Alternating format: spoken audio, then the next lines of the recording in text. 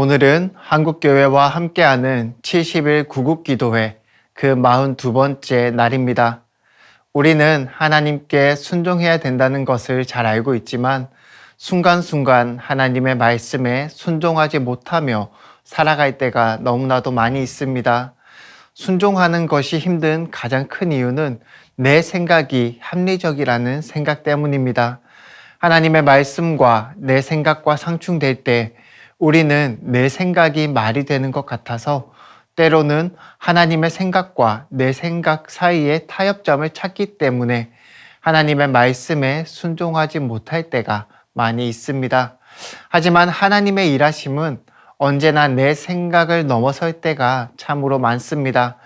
그래서 순종이라는 것은 우리에게 내 생각을 넘어서는 믿음을 요구하는 것이지요.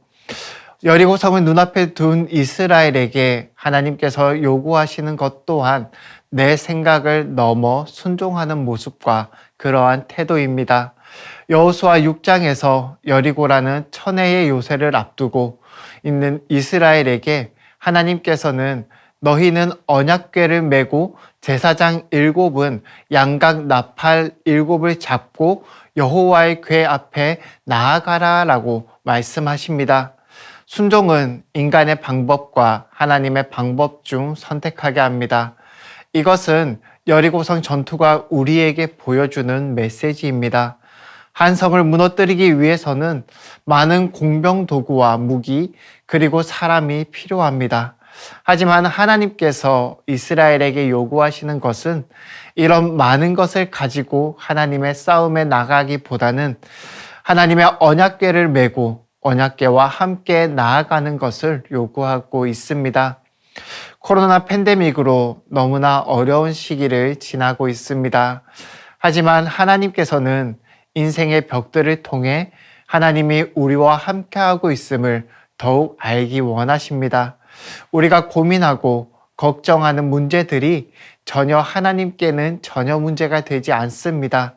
하나님께서는 홍해를 가르시는 것도 반석에서 물이 나오게 하시는 것도 넘실대는 요단강을 건너게 하시는 것들도 세상을 창조하시는 것도 전혀 문제가 되지 않습니다. 하나님께서 찾으시는 것은 내 생각보다 하나님의 말씀을 따라 순종하는 한 사람입니다.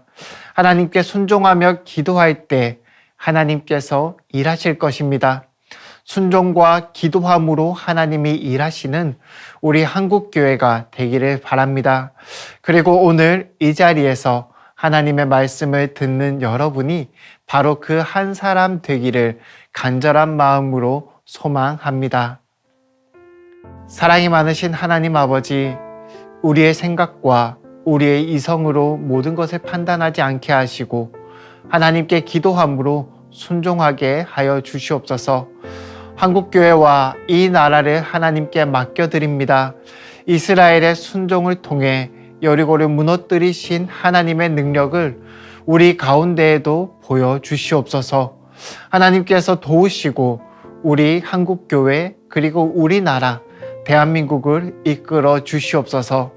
모든 것을 믿으며 예수님의 이름으로 기도드립니다. 아멘.